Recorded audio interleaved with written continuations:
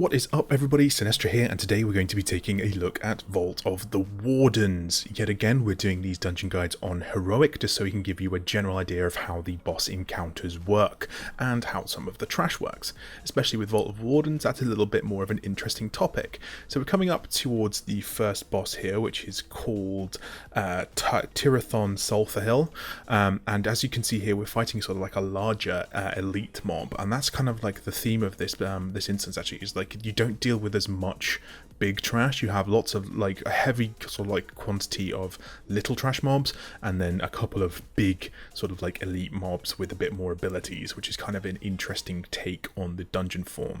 Now, if you have done the Demon Hunter starting zone, which I know a lot of people probably have by now, you're going to be pretty aware of this dungeon, because it's actually almost the Vault of the Wardens in reverse. Well, some of it is.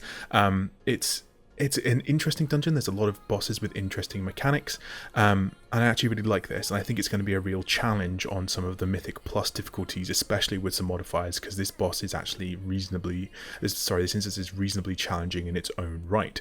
So as we're coming up to the first boss now, he is a Demon Hunter, so he actually has a lot of Demon Hunter abilities, and has the ability to transform himself into either a Vengeance or a Havoc form.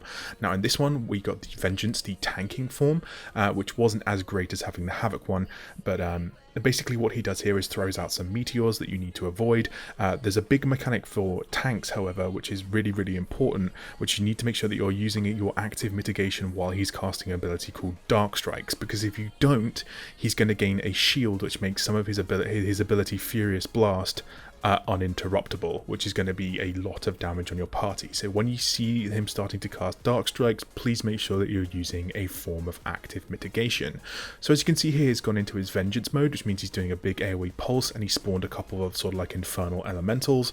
Just make sure that you're 1, not setting fire, 2, killing the ads, and just 3, if you have any cooldowns for damage reduction, shield yourself as a priest. Rock Shield, Nings as Shamans, just make sure you're using them, and don't stand in his big old eye beam. I don't know what was wrong with me in this instance, but I was really good at standing in fire today. I think I must have been tired when I recorded this one, so I do apologize about my poor play here. It's not really acceptable. But once you have killed him, we're going to move on towards the next boss, which actually happens pretty quickly, called Inquisitor Tormentorum. Now, Inquisitor Tormentorum is a prison keeper, essentially, that opens up a lot of options for different ads. Now, if you have raided at all in other expansions, you will recognize some of these ads, actually. So you have Felguard Annihilators, which will clear threat and charge at random enemies to deal a high amount of physical damage. You have Shadow Moon Technicians that throw dynamite at random enemies and lay mines on the ground. They also have a silence ability. You have Shadow Moon Warlocks, which will empower allied demons to do significantly more damage.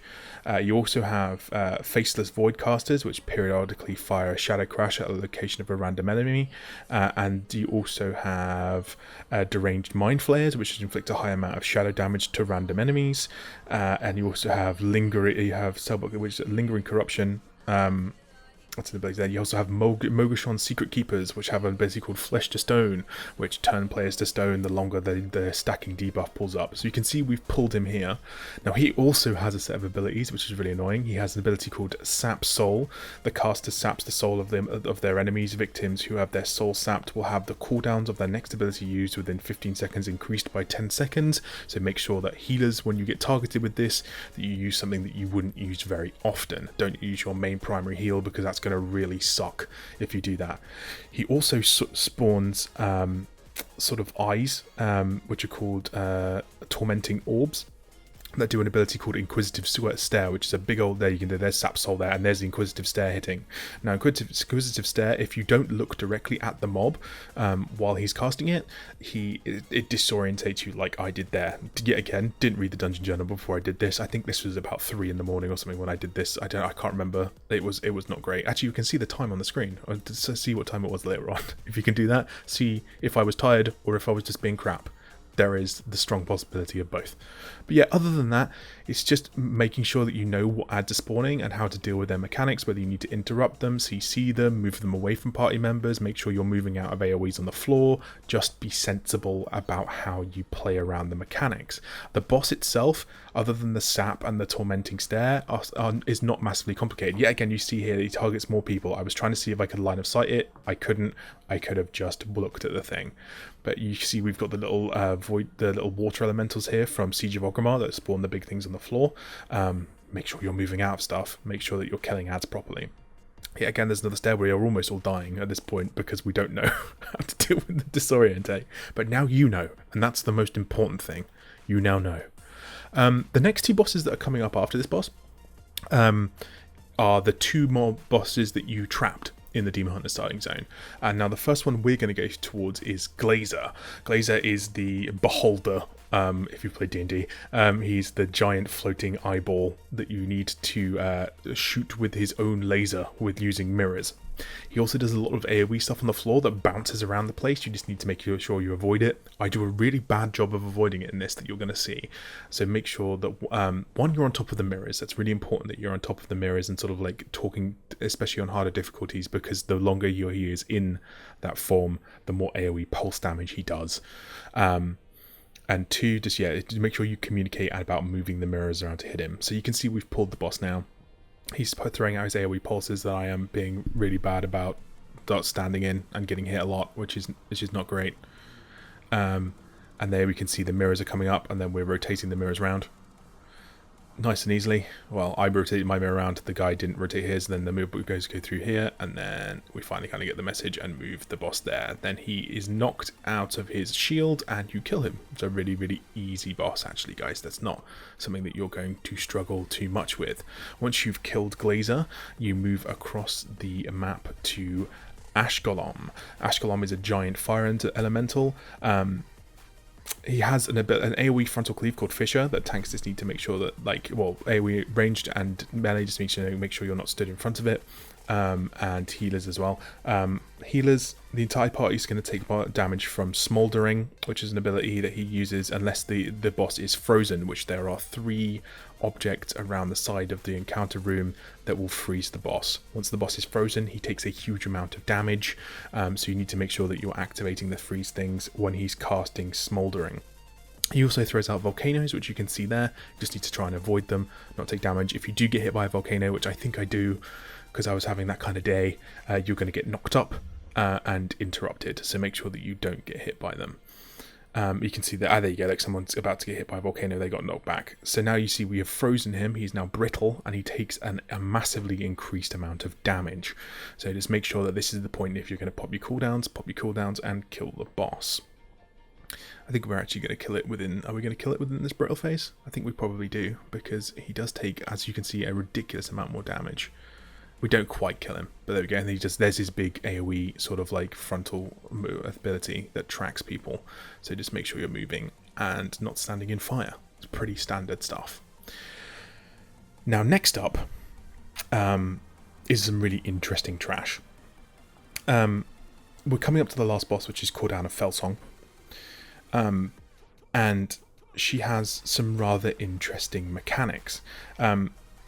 When you go down the lift towards like the final Cordana zone, you pick up the light of a loon. Ideally you want your tank or a melee DPS to pick this up.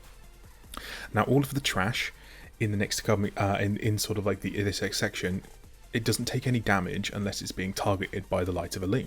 So you have to, there was a time on beta when this was something that you could throw out and multiply, but now they fixed that, so you only one person can have the light. You can see it here, so it's being picked up there. You can see that it reveals the mobs, but they only take damage if they're affected by the light. So you need to make sure that you're staying in killing trash, and you can see here it's moving through the cobwebs, it clears the cobwebs, but if mobs move out like that, they stop taking damage. So you need to make sure that they're actually sort of like targeted by the light, otherwise you can't kill them. And the boss coming up shares this same ability, that she can only be attacked when she's seen with the light.